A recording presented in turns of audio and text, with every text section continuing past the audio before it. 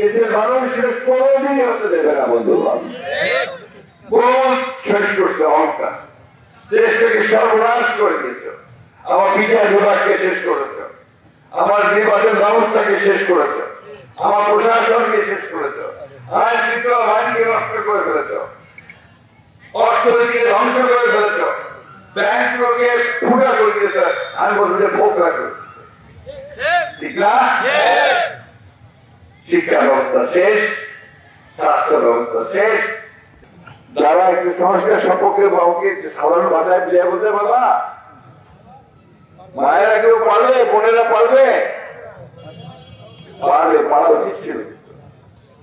সংস্কার হচ্ছে আপনার একটা পুকুর মজে গেল, মাটি পড়ে আপনার ভর্তি হয়ে গেল, ওই পুকুরটাকে কেটে পরিষ্কার করে পানি যখন বাইর করতে পারলেন, ওখানে মাছ ছাড়তে পারলেন, তাহলে সংস্কার করা হলো, তাই না?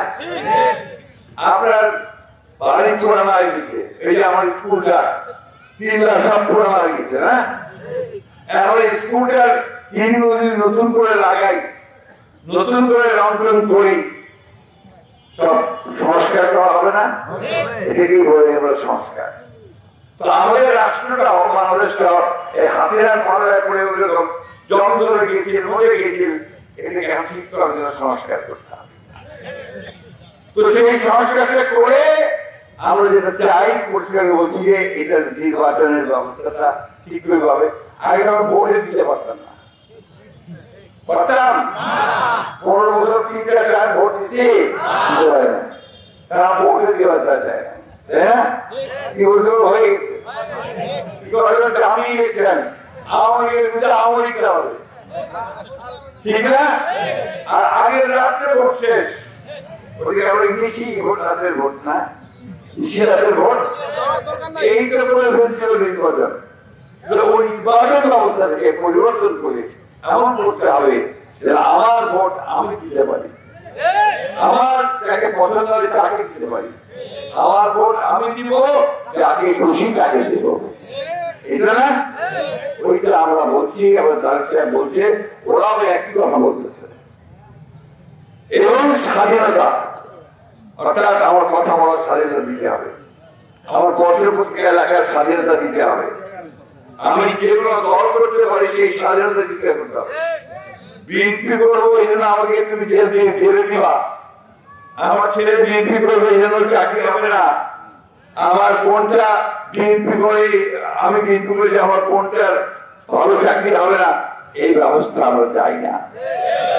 আমরা স্বাধীন একটা বিচার ব্যবস্থা চাই, সরকারের কথা শুনে যেন বিচার রায় না যায় সেটা ব্যবস্থা আমরা চাই, স্বাধীন বিচার ব্যবস্থা, তাই না? এটা ভালো না খারাপ? ভালো তো নাকি? আমরা যাচ্ছি। সরকারকে সবকে বলতেছি, আপনিও দয়া করে এটা তাড়াতাড়ি করেন। তাড়াতাড়ি করলে কি হবে যে জনগণ ভোট দিয়ে তার নিজস্ব সরকার তৈরি করতে পারে। আপনি যতই বলেন আপনাকে তার পাবলিক ভোট দিয়ে নির্বাচন করে না, বুঝছে? এখন তো পাবলিক চাই যে 4 লোকটা নির্বাচিত করবে, সে ভোট ছেড়ে দিতে চায়, ওইটা ব্যবস্থাটা একটু তাড়াতাড়ি করেন। আচ্ছা, যত দেরি করবেন তত হাসপাতালে দিল্লিতে খালিদের ভোট আর ইউটিউব আর ওদের কইলে আমি আসতেছি, আবার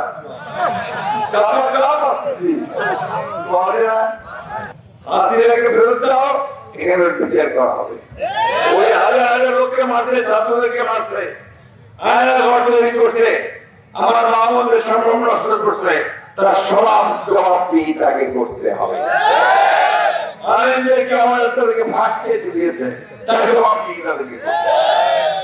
বন্ধুগণ, রাষ্ট্র এমনি চলে না, যে রাষ্ট্র চালায় তার মনটা এত বড় হতে হবে, সকলকে সমানভাবে দেখতে হবে, ভালোবাসতে হবে। আর এইভাবে বদমাইশি করতে গিয়ে কি করেছে, আরো